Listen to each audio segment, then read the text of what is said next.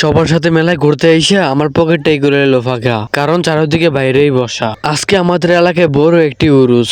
বিকালবেলা ছোট বাইকনাদেরকে ঘুরতে আনছিলাম, আনার পর ওরা পকেট করে দিল ফাঁকা। তারপর আমি আর আমার ভাইয়া যাইতেছে সে মাহফিলে, ঘোরাঘুরি সাথে থাকবে হালকা নাস্তা। তাই আর দেরি না করে সরাসরি আইসা পড়লাম সে মাহফিলে। তাই রাতে ভাইদেরকে নিয়ে মেলায় ঘুরতে বের হলাম। সন্ধ্যার পর থেকে পুরো এলাকাটা আলোকিত হয়ে আছে, অন্যরকম সুন্দর লাগছে। তাই তো ভাইদেরকে নিয়ে বের হলাম সে মেলাটা দেখার জন্য।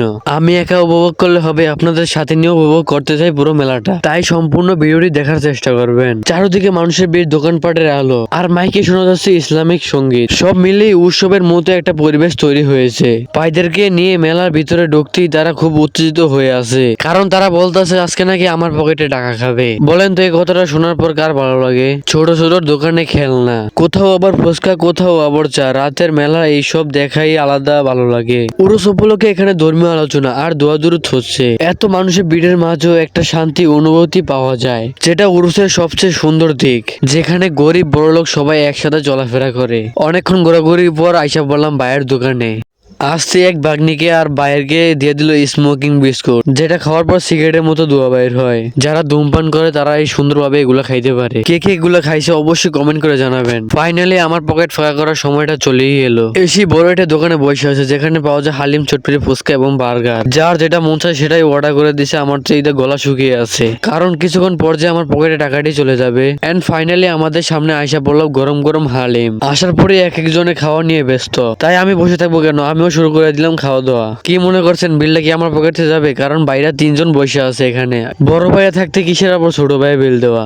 বার্গারও আমাদের সামনে আসা পড়লো, কারণ এটা আমার ভাগ্নি অর্ডার করছে। খাওয়া দাওয়া শেষে বাজারের দিকে রওনা করে দিলাম। ফাইনালি কিছুক্ষণ পর আইসা পড়লাম আমাদের কোদালপুর বাজারে। এখানে এসে 2 কার্টুন মামা বিস্কুট কিনে নিলাম। মামা বিস্কুট কেনার পর ফাইনালি আইসা পড়লাম কোদালপুর জামে মসজিদে এশার নামাজ আদায় করার জন্য। আলহামদুলিল্লাহ সুন্দরভাবে নামাজটা আদায় করার পর বসে আছি ভাইয়ের জন্য। আর মসজিদ একেবারে ফাঁকা, কারণ সবাই চলে গেছে নামাজ পড়ে। কোদালপুর বাজার থেকে আইসা বললাম মেলায়। মেলায় দেখেন রাস্তার ভিতরে কত দোকানপাট, এগুলো দেখা হয় না। দেখেন কত দোকানপাট এই রাস্তার ভিতরে। ভাইয়ের দোকানে নাইট্রোজেন শেষ হয়ে গেছে, এই কারণে 2 বোতল নাইট্রোজেন নিয়ে নিল। এই বড় বোতলটা 1 বোতল নাইট্রোজেন দাম নাকি 40,000 টাকা। বাবা যায়, আর এই ভিড়ের ভিতরে সেটা নিয়ে যাইতেছি আমরা। অনেক কষ্টে আনার পর নাইট্রোজেন গুলো অন্য বোতলে ঢেলে নিতে হইতেছে। নাইট্রোজেনের ধোঁয়াগুলো কিভাবে মাটিতে মিশে আছে, যেগুলো অনেক বেশি ঠান্ডা। আর এই দিকটা উড়াদুরা বক্সিং চলতেছে। আসলে গ্রামে প্রথমে এগুলা নিয়ে ভাই আসছে, আর পুরো মাহফিল এবিতে ভাই যেগুলো আনছে আর কেউ সেগুলো আনে নয়। তাই 2টা দোকানে উড়াদুরা চলতেছে। আর স্মোকিং বিস্কুটের দোকানটা উড়াদুরা চলতেছে। আমাদের এলাকা ছোট ভাইটাও অর্ডার করে দিয়েছে সেই স্মোকিং বিস্কুট। আর তারা তো উড়াদুরা খাইতে আছে, আর আমি এই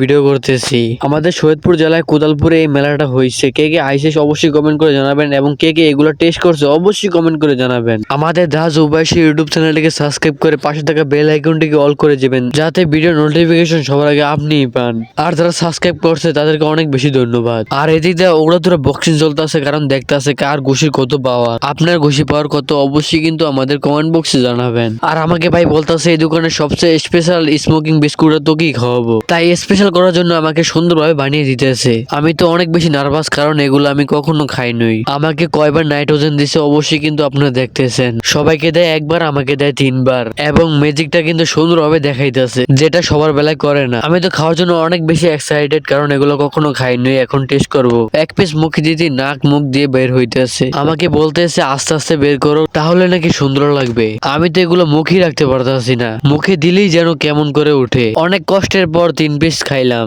এগুলো আমার খাইতে অনেক বেশি কষ্ট হয়েছে। আবার আইসা বললাম রাতের নাস্তা করার জন্য। রাতের নাস্তায় ছিল তন্দুরি প্লাস হালিম, যেটা খাইতে অনেক বেশি ভালো লাগছে। এখন বেজে গেছে রাত অলমোস্ট 1টা, কিন্তু কমে নয় মেলার ভিড়। ফেসবুক পেজটিকে ফলো করে অবশ্যই আপনার মূল্যবান মতামত আমাদের কমেন্ট বক্সে জানান। দেখা হবে আপনাদের সাথে আবারও নেক্সট ব্লগে। আল্লাহ হাফেজ।